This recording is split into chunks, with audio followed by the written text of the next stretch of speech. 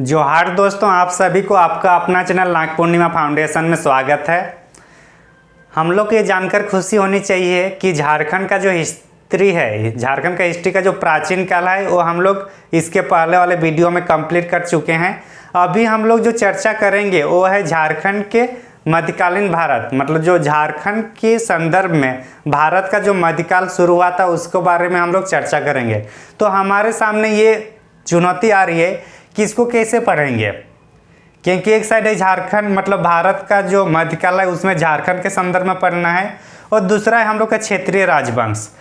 तो अगर हम लोग जैसे कि मध्यकाल को अगर हम लोग पहले पढ़ेंगे तो हम लोग जैसे उसमें अचानक कोई नागवंश का कोई शासक का नाम आएगा या फिर उसकी घटना कुछ मतलब शासक से जान पहचान होगा, शासक के बारे में वहाँ कुछ जानकारी आएगी, हरिसेन को कहीं और ले गया होगा, या फिर जो हम लोग मेदिनी राय और औरंगजेब के बारे में हम लोग चर्चा करेंगे। तो ये सब में एक मतलब कन्फ्यूजन है कि किसको पहले पढ़ा जाए।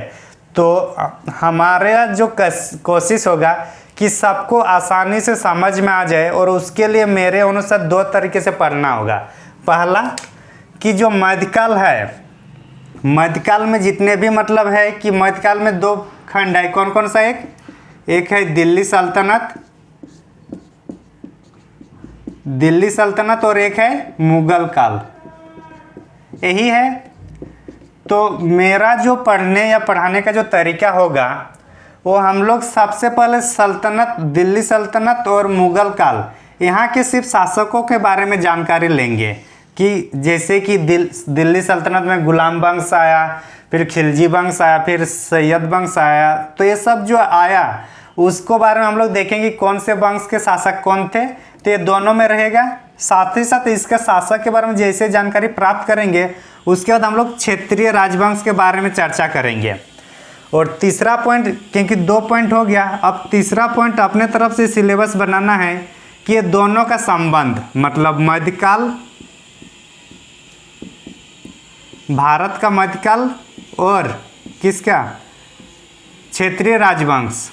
क्षेत्रीय राजवंश है जो झारखंड के राजवंश, ये दोनों से हम लोग संबंध, एक दूसरे का संबंध, अंतर संबंध बताते हुए चर्चा करेंगे। अंतर संबंध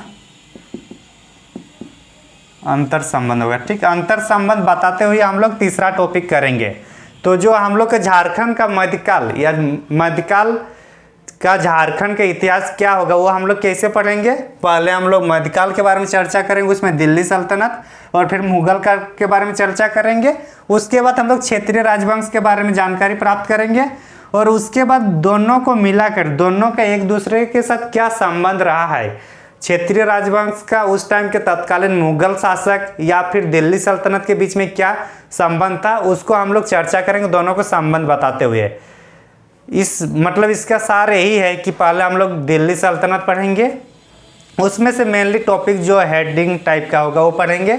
उसके बाद मुगल शासक को पढ़ेंगे, मुगल साम्राज्य को, और उसके बाद क्षेत्रीय राजवंश। और तीसरा जो पॉइंट होगा वो हम लोग को दोनों को कनेक्ट करके पढ़ना है ताकि हम लोग को समझने में आसानी हो। तो थैंक यू फॉर वॉचिंग। ये हम लोग का अगले 2 या 3 लेक्चर का स्ट्रेटेजी रहेगा। Thank you.